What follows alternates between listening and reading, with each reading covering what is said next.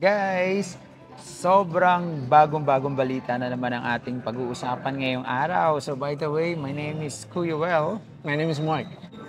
May bagong balita at ang daming tao nagtatanong sa amin about sa bagong rules. Kasi dito talaga sa United Arab Emirates, Mark, to be honest, paiba-iba ang mga rules dito. Ito noong 28, lumabas sa college time na kailangan pa magtutourist ka dito sa United Arab Emirates. Meron kang 3,000 na nakalagay sa bangko mo or dala mo. 3,000 dirhams cash or either nasa bank mo. So, syempre, kadalasan sa mga problema dyan is yung mga nasa ibang bansa, pupunta dito at hindi ganun kalaki yung mga sweldo nila. So, ngayon, syempre, bago ka din umalis doon sa bansang yon, minsan, kino-close na yung bank mo. So, you don't have an option just Kailangan to bring cash out. May ipon kayo na 3,000 dirhams. Yes, yun yung, kasi gusto nila dito, pag pupunta ka dito, hindi ka mag-overstay at you're going to spend your money here in United Arab Emirates. At kailangan din nila ng return ticket. Yeah, return ticket. Yeah. Kailangan meron ka return ticket. Kunyari mo,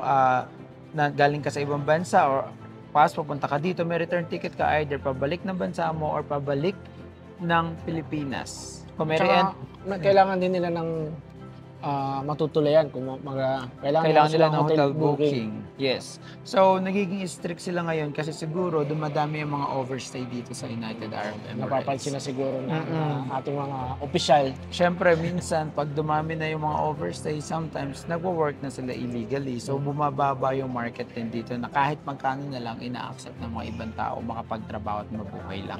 So, dito sa United Arab Emirates, medyo mataas din kasi ang cost of living dito. So, Sinabi mo pa. Yeah, they want to make sure na talagang mabubuhay ka dito even for ilang months pa rin. Okay?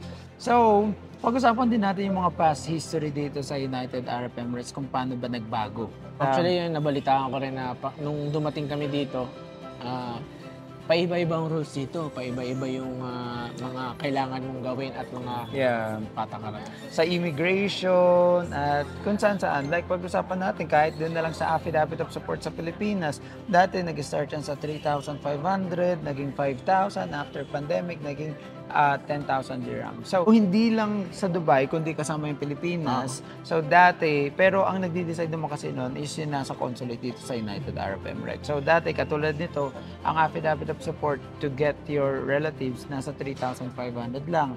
Tapos, during pandemic, naging 5,000. After pandemic, naging 10,000 dirhams. Lumaki na ng lumaki. Lumaki na lumaki. So, syempre, madalang naman yung mga kababayan natin na meron 10,000 dirham salary dito.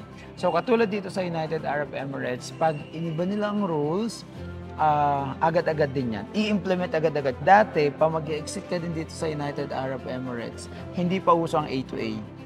Wala pa. Hindi, totoo naman eh. Kasi before, year 2020, 2022, Nag-exit ka? 2023. Hindi nag-exit. Kumaga, Pwedeng extend. i-extend. Oo, pwedeng extend lang na hindi ka Hindi ka na lalabas. mag-exit. Ngayon kasi parang kailangan mag-exit eh.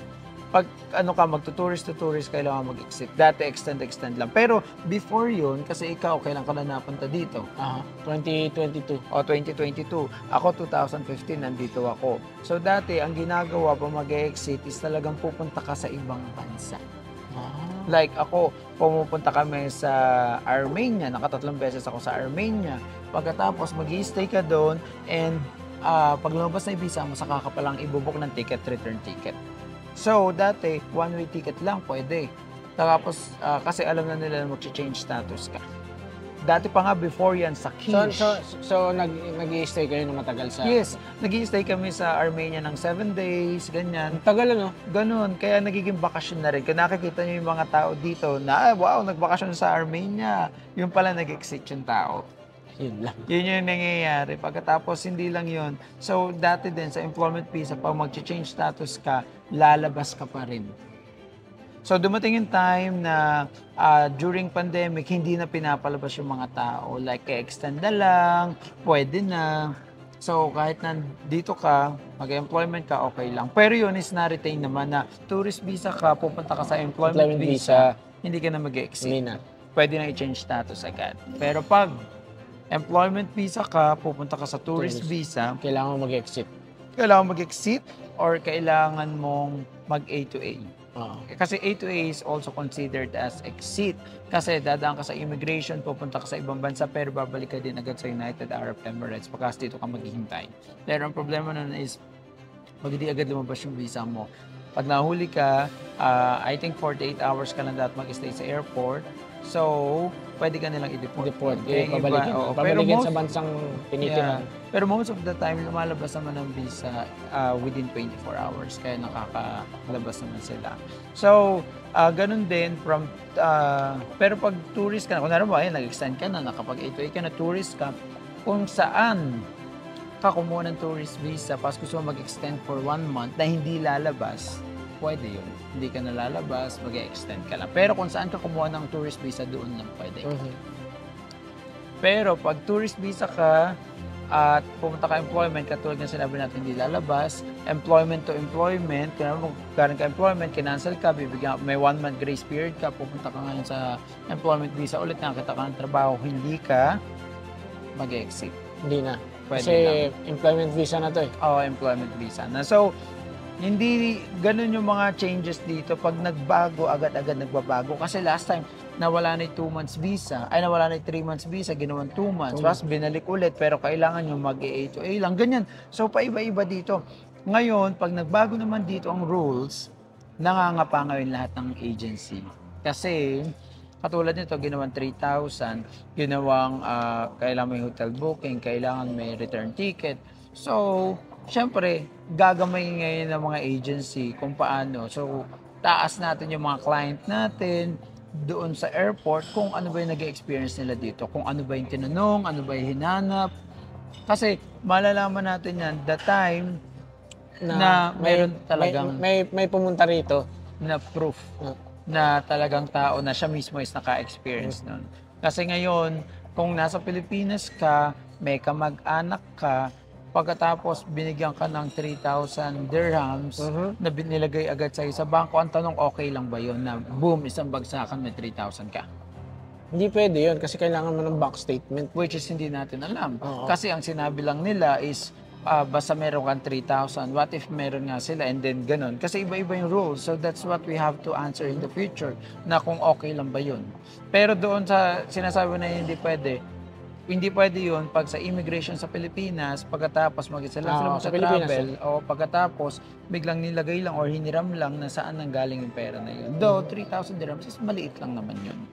Magkano ba ngayon ang mga 3,000 dirhams? Nasa 50,000 lang naman. So, kayang-kaya naman yung mga tao yun sa ano.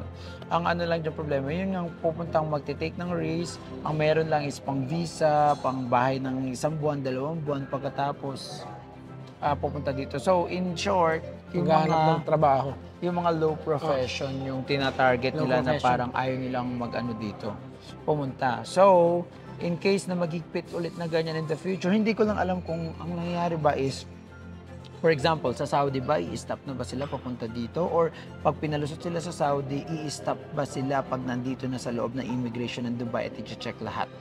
Pero kasi dito sa United Arab Emirates, pwede mo naman kasing i-scan yung passport mo, pas diretso pasok ka.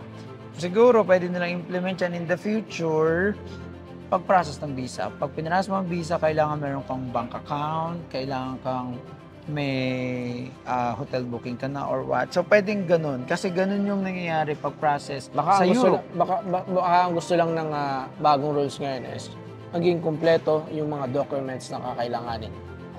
Gusto nila talaga yan. Kaso nga, ang tanong nga dyan, kailan ba nila implement yun? Pagpapunta na dito? Or bago i-process ang visa? Or pag nandito na sa loob ng immigration, pagkatapos i-check ni immigration, sino ba ang mag-check niyan? So, ang sabi ng mga babalitaan, kasi bali-balita pa lang, may mga na-hold daw doon sa loob ng immigration airport. Sa loob ng Dubai Immigration Airport. Okay. So, kung may na-hold doon, and then wala sila nun, what will happen? Dideport ba sila sa Pilipinas?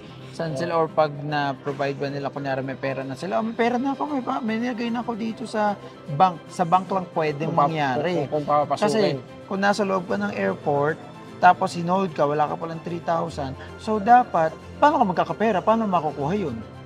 Hindi, yung iba, o siguro kung may bank ka, pwedeng padalan ka, nakakilala mo dito, tapos mapakita mo, meron ka na. Pero what if, katulad nito, galing ka ng Saudi, tapos kinancel na yung bank mo, tapos pupunta ka ngayon dito, nandun ka sa airport, isa ka sa mga na-hold, tapos wala kang laman. So, paano ka papadalan? Hindi ka pwede makakuha ng cash kasi wala naman yatang doon, padalahan inside the airport.